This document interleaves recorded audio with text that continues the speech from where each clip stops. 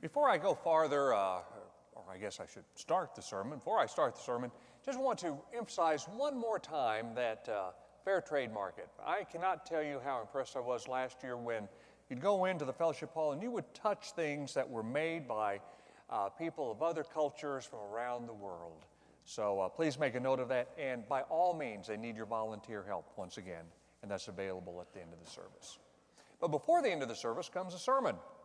And this sermon concludes a series of sermons I've been giving on how people have done things that changed their lives radically. A couple of weeks ago, I talked about Tom Clancy, how his life was changed as he got involved in the life of a terminally ill child. Last week, we saw how the Parise family's life was changed as they got involved with the life of Jeremy Macklin, the football player. Now today, we're going to see how one man's life was changed as he accidentally obeyed a key teaching of Jesus. Let us pray. Lord our God, would you please send your Spirit bountifully upon the words about to be spoken and heard, into that which will be thought and felt, so that in all ways we honor the living Christ in our midst. Amen. I enjoy golf. As one person said, golf combines two of America's favorite pastimes, taking long walks and hitting things with a stick. I am proud to be an American, you know. And I know just enough about golf to know how incredibly difficult it is and how skilled you must be if you are a professional golfer. As a matter of fact, I used to work out in a former gym with a fella who was considering turning pro. He had gone to university on a golf scholarship, had graduated, and was trying to raise money to join the tour. And so I asked him one day in between sets, now tell me, how do you good golfers take an iron and hit the ball first and then take a divot from the ground, you know, the little divot from the ground? How do you do that? How do you hit the ball first? Because I take a divot 3 feet before the ball. You know, so how do you all do it? And without blinking, he said to me, there is nothing to it, Greg. All it takes is precision and timing.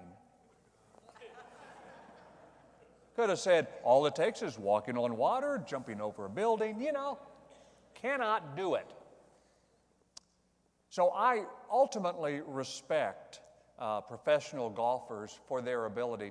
But there is one golfer in particular I respect for something outside of golf, per se. His name is Dana Quigley. And Dana was on the tour in the 70s, 80s, and 90s, bit of time, had some moderate success there. But it wasn't until he joined the Champions Tour, and that's a tour for professional golfers when they reach 50 and beyond, that he really caught his stride. He's third on the all-time money list on the Champions Tour, having won over $14 million.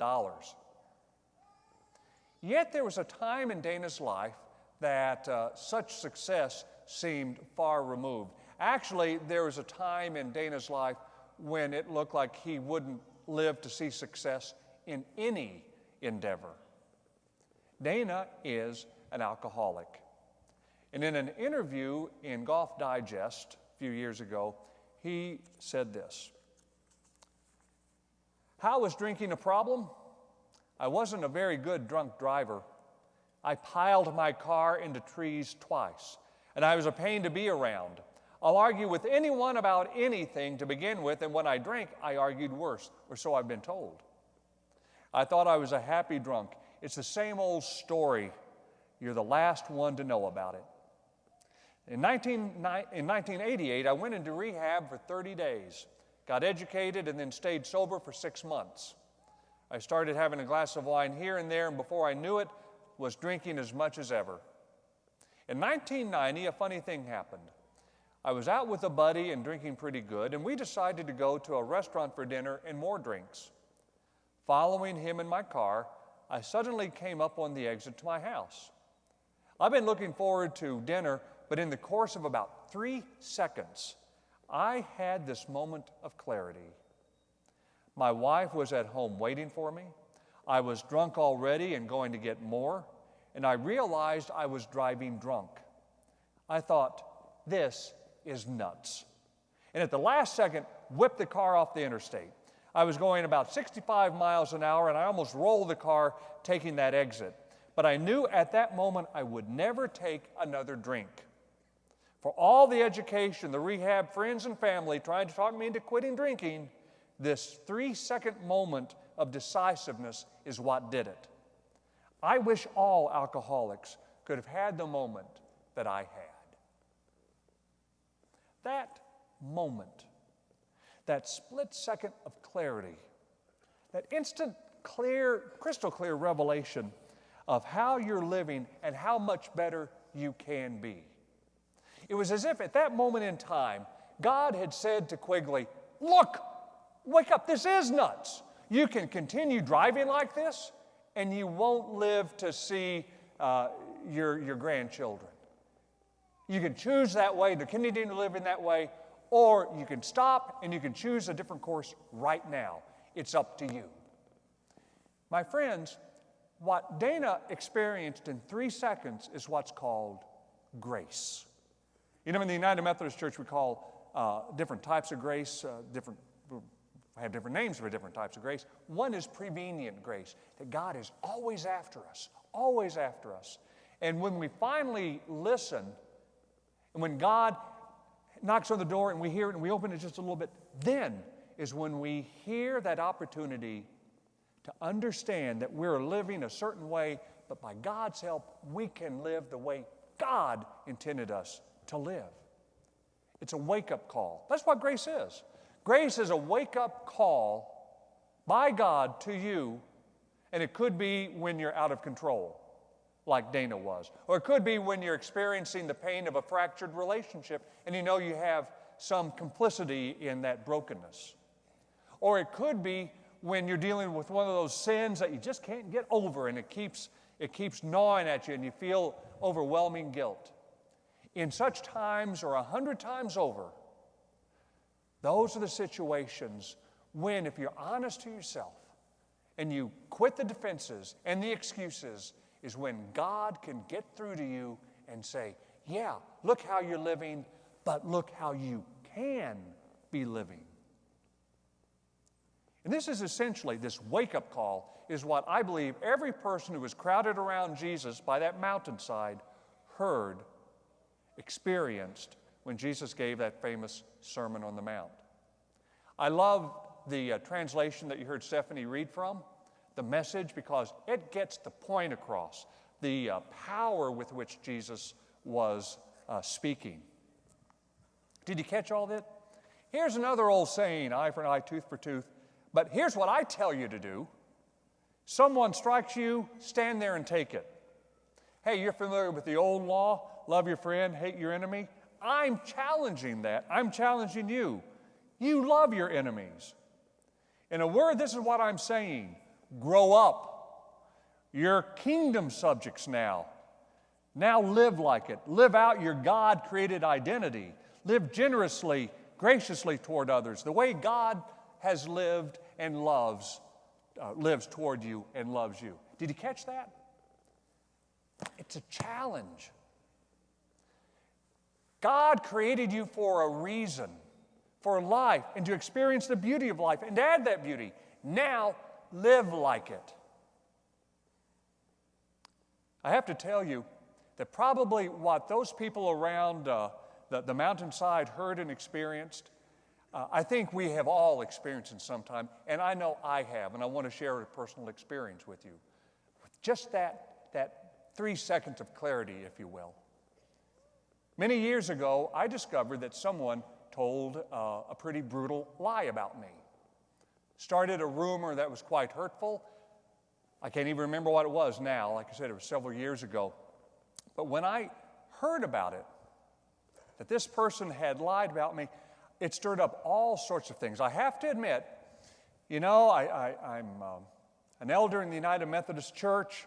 I took this vow to have in me the mind which was in Christ Jesus, as Paul told us to.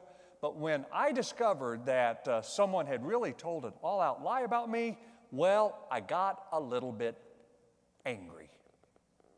Just a little bit. And I had this natural inclination to pick up the phone, dial this person's number, and share the love of Jesus with him. If you understand what I mean. That was my reaction.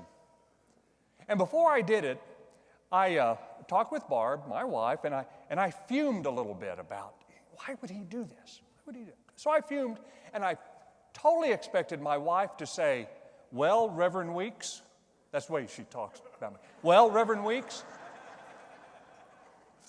you're perfectly right in feeling how you're feeling and in planning and doing what you're going to do. Here's the phone. That's what I expected her to do. But you know what she did? Instead of that, she looked at me and she said, you're bigger than that. That took the fun out of things. But she's right. You're bigger than that. And at that moment, I felt just like the listeners to Jesus on that mountainside. Because Jesus was saying, don't live down to the world's standards. Don't live down to an eye for an eye. Don't exchange a lie against you as a reason for anger and getting even. Don't live down to reality TV standards, an eye for an eye. Don't live down, live up. God is generous to those who don't deserve it. God gives grace to those who don't deserve it. That's the way God has dealt with you, Greg. That is the way you must deal with this person.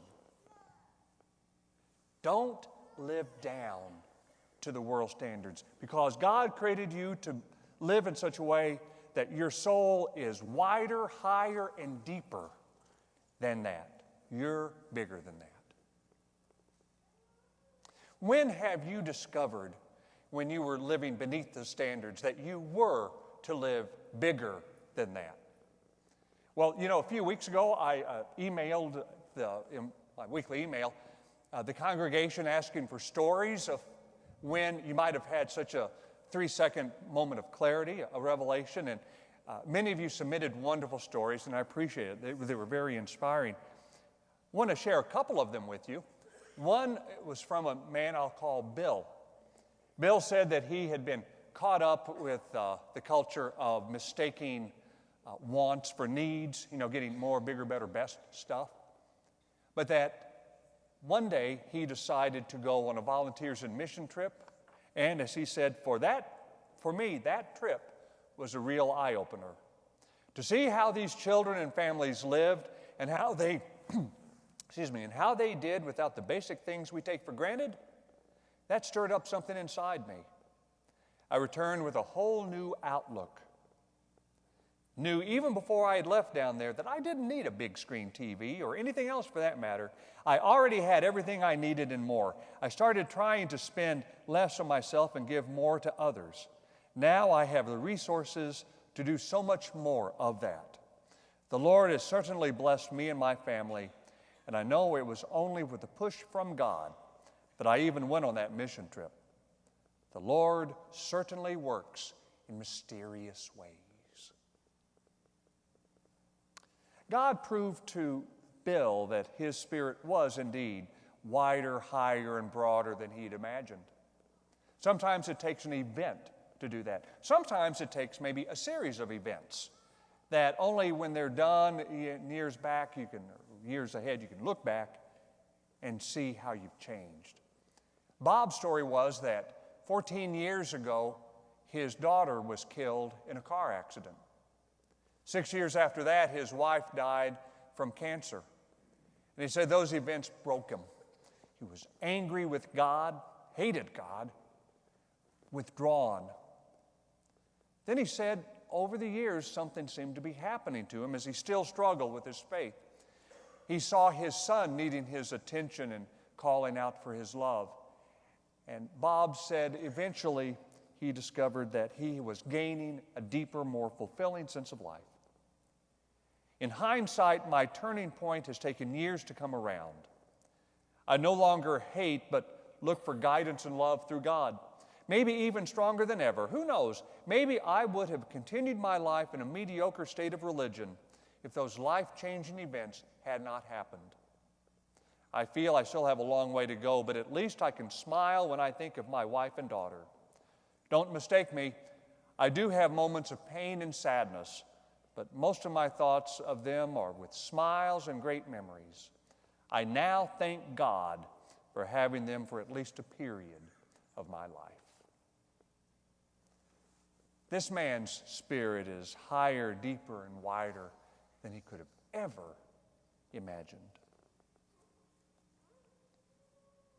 You know, sometimes God speaks to us when we're drunk going 65 miles an hour and we miss our exit. Sometimes God speaks to us when we share our feelings and hear the response of someone close to us. Sometimes God speaks to us when we go on a volunteers and mission trip. Sometimes when we emerge on the other side of grief. How has God spoken to you?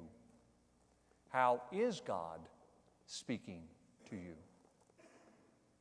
Know this, God always speaks because God has plans for you. Plans not for living down in life and destruction, but plans for you to live up in life. God-given plans and dreams for you, for which you were created. You know, without God's speaking to Dana Quigley, he would be dead right now. My blood pressure would have ticked up higher a few notches. Bill would still be sweating on the treadmill of materialism, and Bob would be a bitter man. But God didn't let it happen to them, and God will not let it happen to you. Because you being here is a sign that you do not want to live shallower, lower, narrower, but you want to live in a broader, higher, deeper way. And God always gives you an opportunity for that. It starts with some pain, with some self-revelation, but it always, unequivocally, undeniably ends with you experiencing life in a beautiful, sweeter manner. So, my friends, look for how God will encounter you. Listen for God's knock on the door. And when you hear that knock, be brave, open it, because new life will await, guaranteed. And as you open it, you might hear words that Jesus might have said, which could go something like, you were created for something beautiful. You are created in my Father's image. Live so that when you look in the mirror, you'll see the resemblance.